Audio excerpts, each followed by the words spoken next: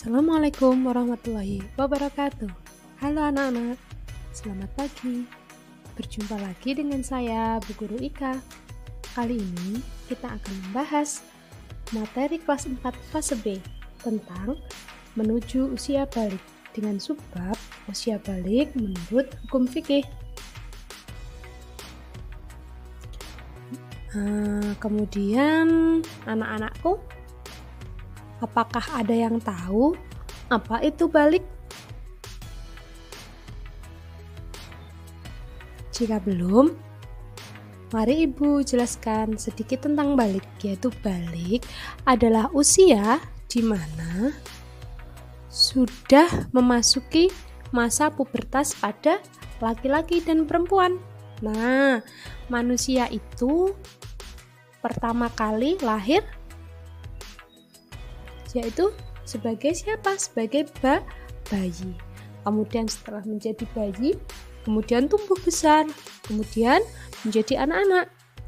Nah, pada fase anak-anak ini nanti kemudian kita akan tumbuh lagi menjadi seorang remaja. Nah, pada fase remaja inilah kita akan mengalami masa pubertas. Masa pubertas itu antara laki-laki dan perempuan itu berbeda. Nah, di sini kita akan bahas pubertas menurut apa tadi? Pandangan fikih atau ilmu tentang balik ini oleh ajaran Islam, bukan dari ilmu yang lain. Baik, tanda-tanda usia balik menurut fikih yang pertama, keluar mani atau mimpi basah bagi anak laki-laki.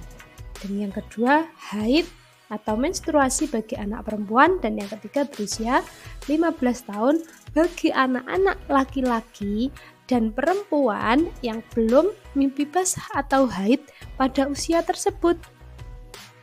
Akan lebih jelasnya akan Ibu jelaskan mengenai yang pertama, yaitu apa? Mimpi basah. Oke, di sini ada sebuah cerita, anak-anak bisa membaca cerita tersebut, kemudian bisa menyimpulkan apa itu mimpi basah. Bisa dimulai ya membacanya. Baik, jika sudah selesai, Bu Guru juga akan melanjutkan ke dalam materi apa tadi? Haid.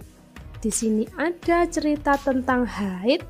Anak-anak bisa membacanya dulu, kemudian menyimpulkan apa yang ada dalam isi cerita tersebut.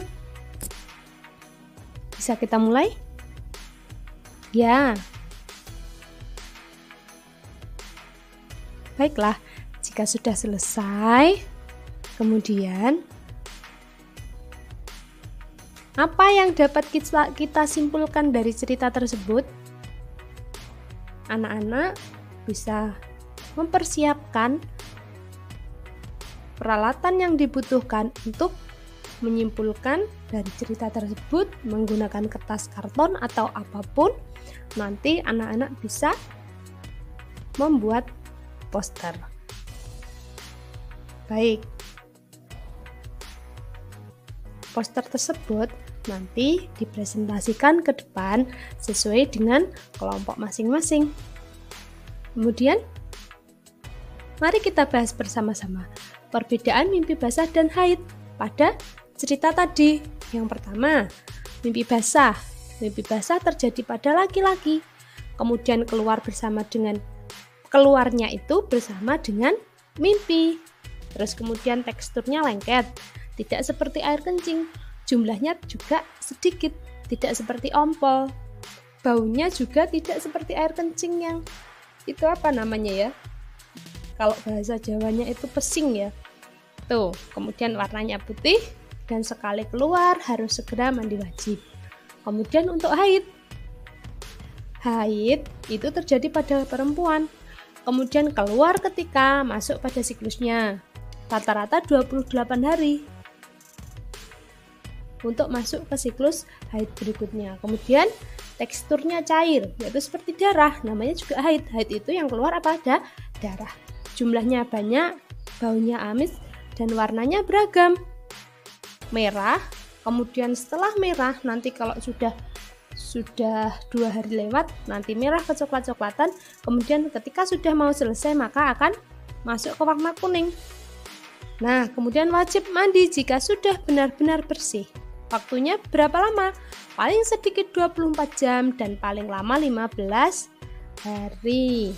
Nah, kemudian tadi selain mimpi basah dan haid, apalagi ciri-ciri seseorang sudah memasuki usia balik atau sudah menjadi mukallaf, yaitu untuk anak laki-laki serta perempuan.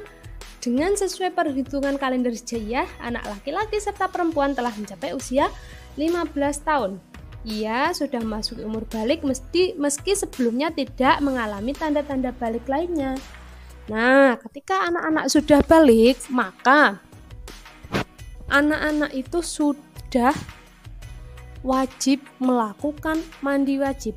Ketika balik kok pada saat itu dia, misal ya, kalau cowok mimpi basah kemudian tidak mandi wajib, maka sholatnya dinyatakan tidak sah karena sedang berhadas. Sama juga dengan perempuan. Kalau perempuan pada waktu haid dan sudah selesai haidnya, dia tidak segera mandi wajib, maka itu tidak diperbolehkan. Kemudian yang kedua, apabila dia langsung sholat atau membaca Quran dengan niat beribadah, maka itu juga tidak sah karena apa? Masih dalam keadaan berhadas. Kemudian bagaimana sih tata cara mandi wajib? Nah, ini tata cara mandi wajib. Yang pertama apa yang dilakukan? Yaitu niat. Niat itu boleh dalam hati atau diucapkan. Niatnya bagaimana? Niatnya yaitu Bismillahirrahmanirrahim. Nawaitul ghusla li raf'il hadasil akbari fardholillahi ta'ala, yang artinya saya niat mandi untuk menghilangkan hadas besar fardu karena Allah Ta'ala.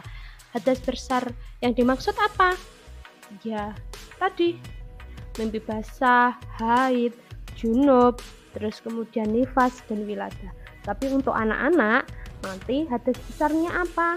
Yaitu haid dan mimpi basah. Kemudian setelah itu membasuh tangannya, kedua tangannya dibasuh, selanjutnya membasuh tadi alat kemaluan tadi yang berhadas tadi. Kemudian selanjutnya berwudu sesuai dengan wudu yang kita lakukan. Kemudian membasuh kepala, didahulukan sebelah kanan 3 kali, kemudian sebelah kiri 3 kali, diseka-seka dengan air rambutnya, kemudian disampoin, kemudian membasuh ke seluruh tubuh dan sampai bersih. Kemudian yang terakhir yaitu membasuh kaki.